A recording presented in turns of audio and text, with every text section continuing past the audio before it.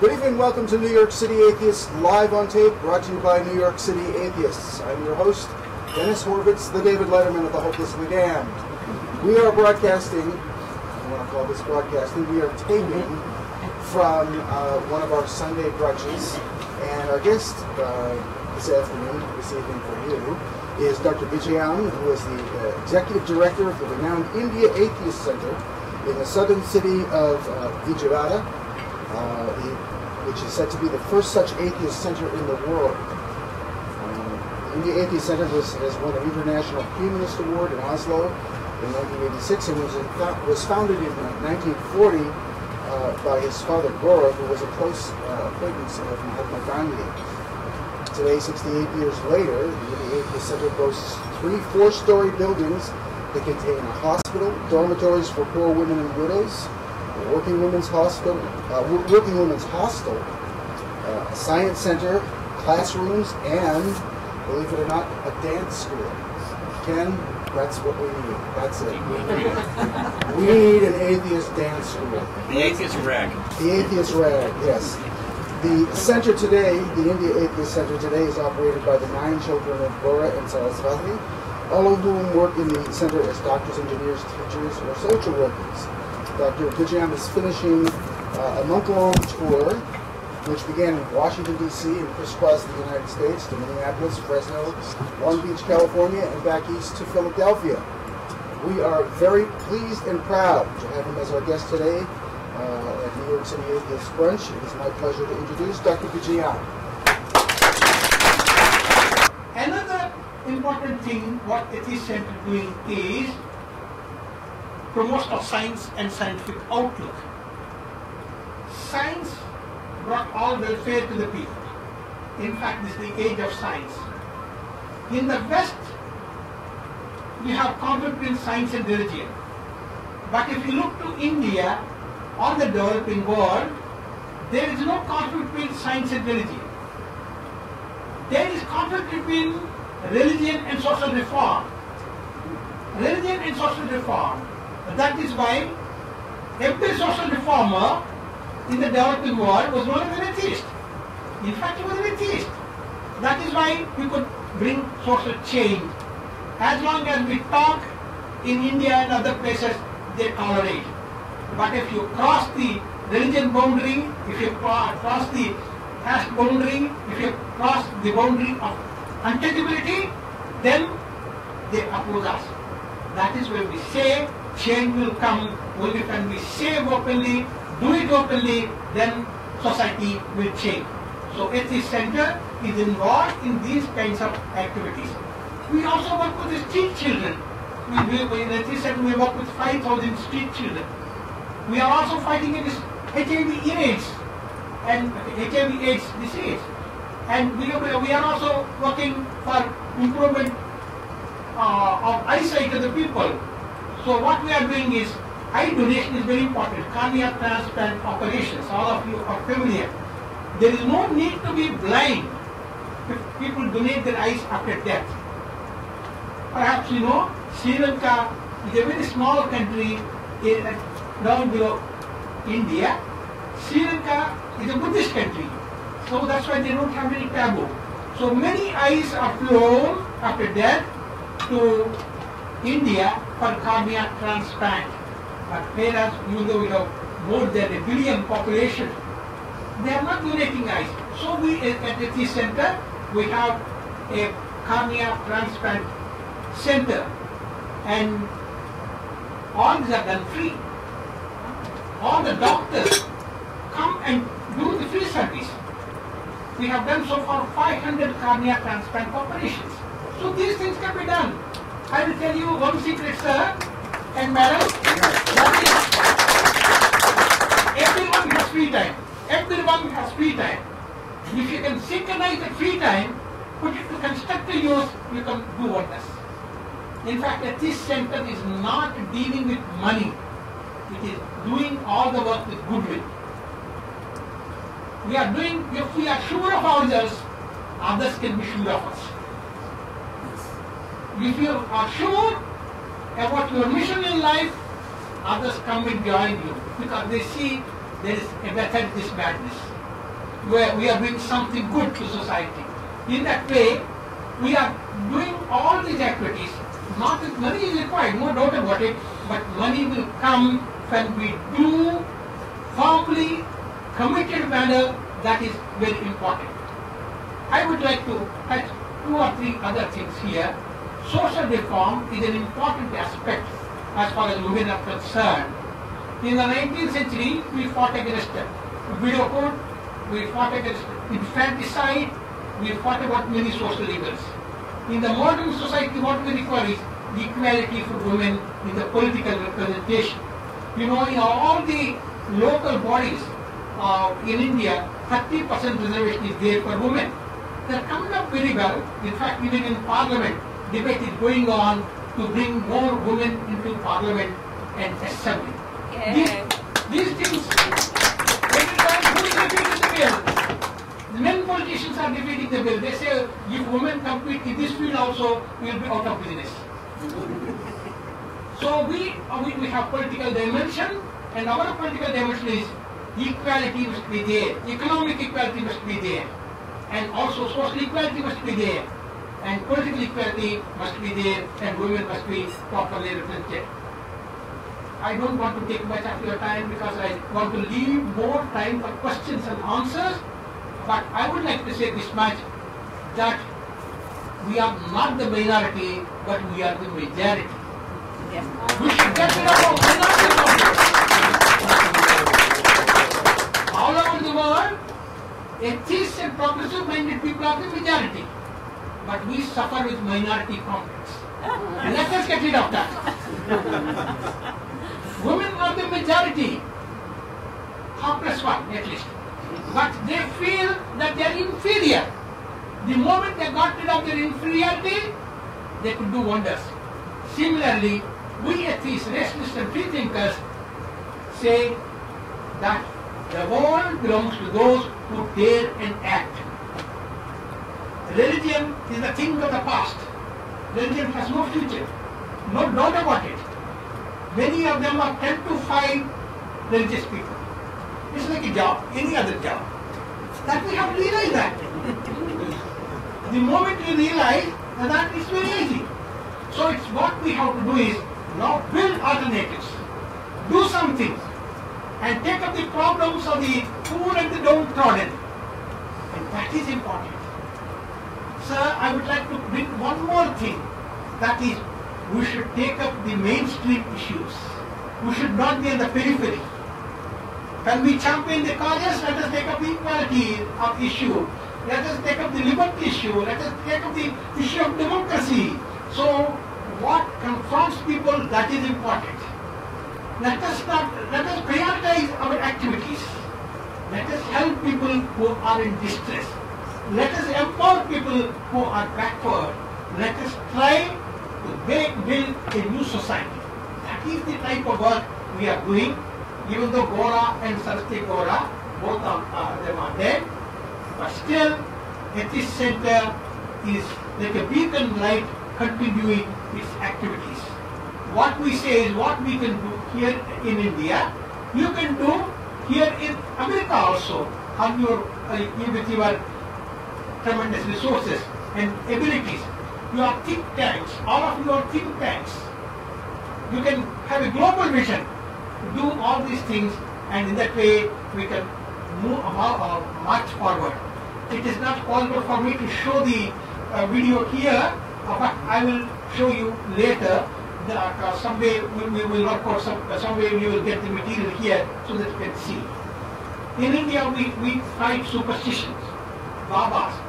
I brought a DVD also, but I could not show it. Sai Baba. There is no difference between the Babas and the magicians. But magicians are honest. They say it's a sleight of hand. Or they turn our attention and do some trick. Sai Baba also doing the same trick, nothing else. The Babas also doing ash and all these things are tricks. So what we have done is, we are training hundreds of magicians to go into the villages, show them the tricks. Explain to the people, Baba is also a magician. Not more than that. Yeah. They are also magicians. So in that way we have to take out the godliness content from that. So we can challenge that. And what most important thing is, we should have atheist funding organizations in the long run. The church-going people, they contribute something to the church. That's why churches are growing. Our slogan should be, tax the church.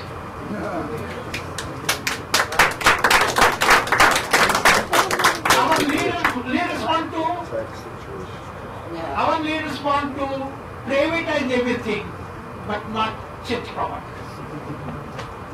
Yeah. If they want to give everything to the private enterprise, taking away from the government, even welfare and everything they want to do away, but why can't they do away the special concession to the churches? That's the question. We have to raise that question and tax the church. We have that slogan here, and it must be vigorously pursued. Let us put our brains together. How will we build a better society? The progress in society is possible because of atheism, because of humanism, because of free thought. Progress of atheism. Why Middle Ages were known as Dark Ages? If you read any good history book, the subtitle of the Middle Ages is Dark Ages. Why? Because when religion is all pervasive, there will be no progress. When religion is all pervasive, there is no scope for advancement. That is why in the Middle Ages, the historians of the Middle Ages as Dark Ages. Perhaps you know, Vesalius was father of the modern anatomy and physiology. He was not allowed to dissect human bodies, so he was sent on a pilgrimage and he died. Because of that folly of church, for 500 years, people were dead without any kind of medical diagnosis. That's foolishness. And similarly, sex education even today, they say we should not give sex education. Kindly look into who promoted sex education. In the United States, in the 19th century, Dr. Knowlton wrote a book called Fruits of Philosophy. And for writing that book, he was put in jail for 6 months. The same book was reproduced by Charles Brodler in England and Annie Besant, and both were arrested. It was known as Annie Besant case. In the court, they went to the extent that even in the medical college, we should not talk about sex or sex organs.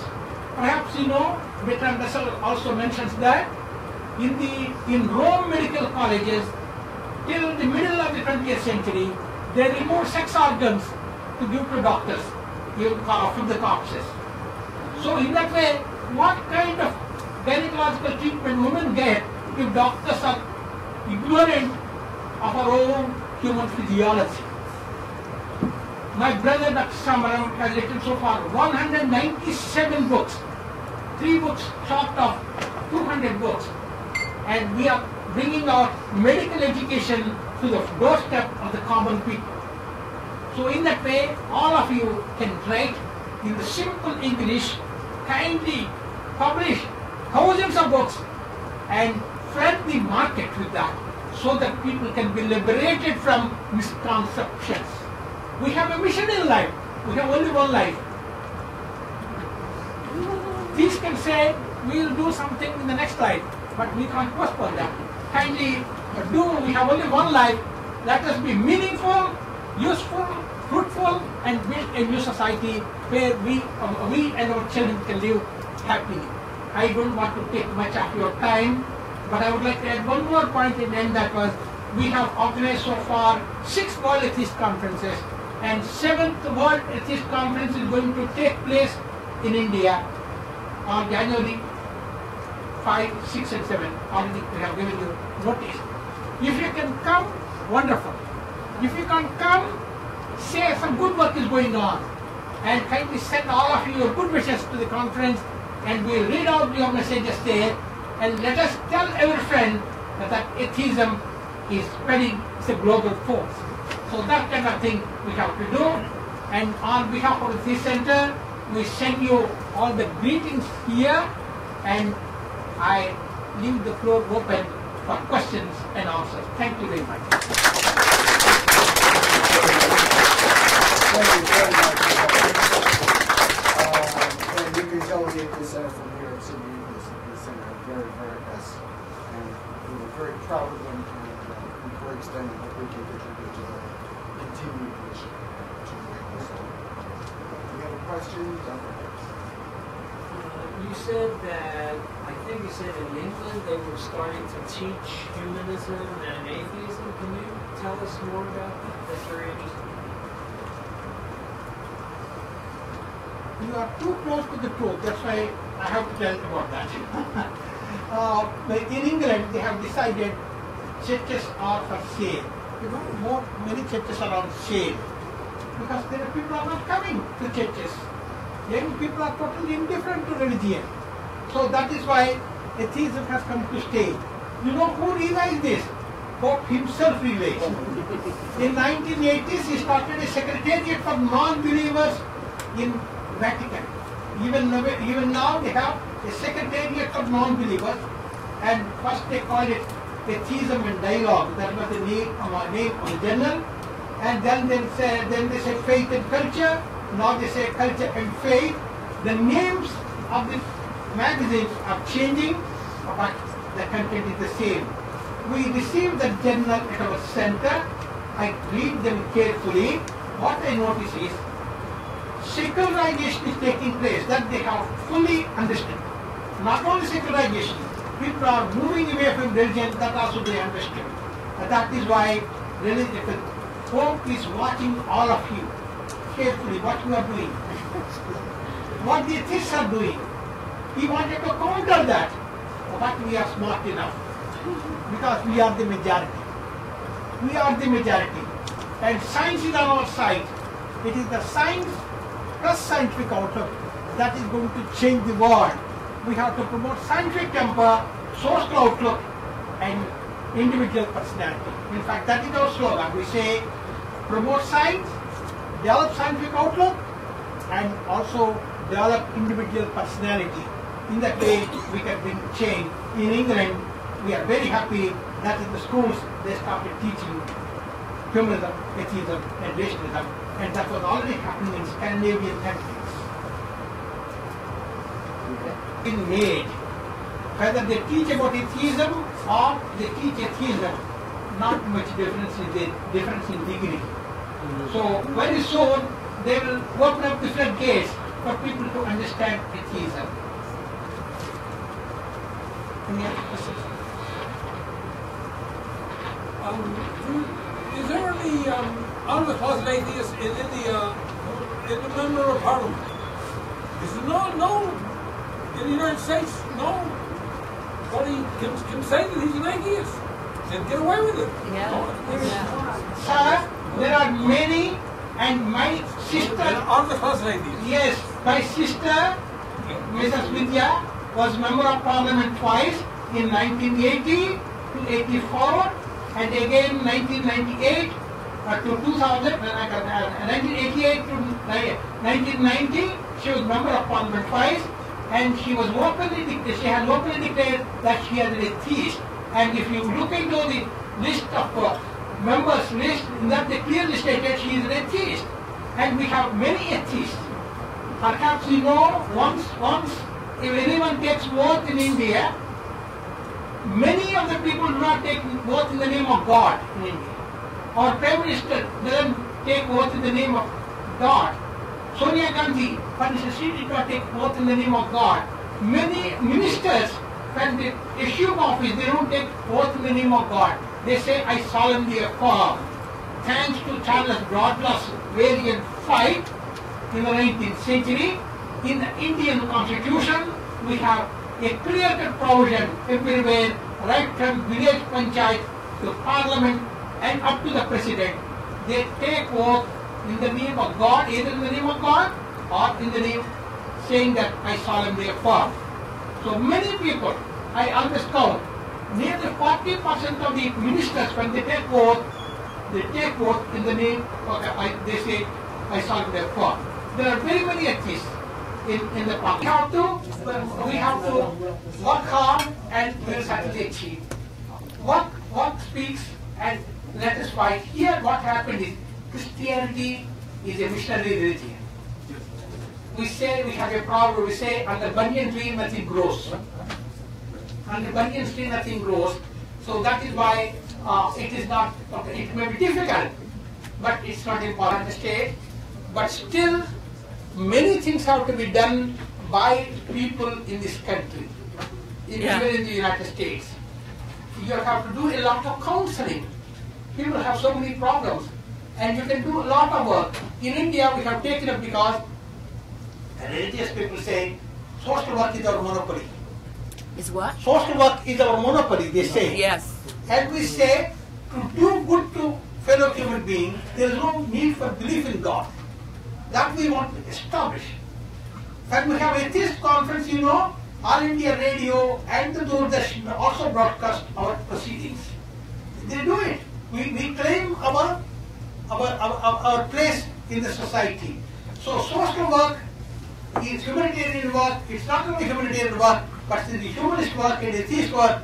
It is our duty to help fellow human beings. That's why we have taken up that work. And it's going on very well. Whether you are theists or atheists, you have to work with the same people, the poor people. So that kind of thing, that is why we are entering into every field that is available. And in that way, we want to, I have given you a small booklet you may glance through. It will give you an idea of what kind of work we are doing. If the governments do, wonderful. If the government don't do, we can supplement the work or we can start the work.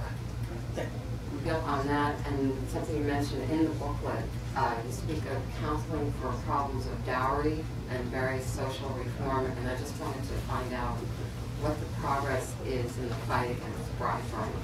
Is that Bride burning. right? Bride burning, yeah. I think we should explain what bride burning is. Yeah. The moment education spreads, a lot of things will take place. Saraswati Gora always used to say, it is not enough if we have women's liberation. What is required in the world is men's liberation. Without men's liberation, because they are the oppressors, they are the culprits. So the attitude of women must change. That is not enough. Attitude of towards women also must change. And men should change, mend their ways, and treat them as equals. In our center, we have a home. We keep at least 100 women at a time, but so far we have 10,000 women with social problems. Social activities are such, unless you have political power, you can't achieve political change. But if you determine, you can do social work. For instance, in the United States, you have very many people with problems. Why can't you help them? Bring all of them into your fold. We have alcoholism is there, drug addiction is there, crime rate is there. Many people are in the jails. It's strange in the United States. You have so many people in jails. Can't we work with them? That's why we started criminal reformation work in our center. No one is a born doctor. Doctor's son is not a doctor. Lawyer's son is not a lawyer. Engineer's son is not an engineer. Politician's son is not a politician. But a criminal's son is a criminal. And he's segregated and put into the settlements. That was the criminology of the 19th century Britain. We followed that. So they were put into various settlements. And once we got independence, we helped in breaking the settlements. But it is not enough. We have to bring them into the mainstream. That is why Atheist Center took up the work for criminal reformation. For the last 40 years we have been working with them. Great change has taken place. Government also cooperated with that. Similarly, we fight witchcraft and sorcery. Witchcraft and sorcery. People are killed in the name of witchcraft and sorcery in India. So the government asked us, they said, you Atheist Center people, come and help us in dispelling this one. So we make a common cause, we carry forward our work in the villages, and a lot of change has come. So we can do a lot of social work, madam. I just have a quick question. As I said in the introduction, that your father was an associate, a fragrance of Mahatma Gandhi. Could you just give us just a little bit of information as to what capacity he knew Mahatma Gandhi? Excellent. First, I want to talk about Sai Baba. Oh, good. Sai Baba, like any other magician, whatever he produces, he claims that he's producing something out of nothing. It defies physics principles. But so far, whatever he produced, it was a Seiko watch, which was in existence, and he did not produce anything which he could not put into his hand, palm. So we said, kindly produce a pumpkin. One pumpkin is enough. If we can materialize one pumpkin, that is enough for us. But he will not do that. He will give you a gold chain. So what we say is, you give gold chains to poor people and ask to the rich people.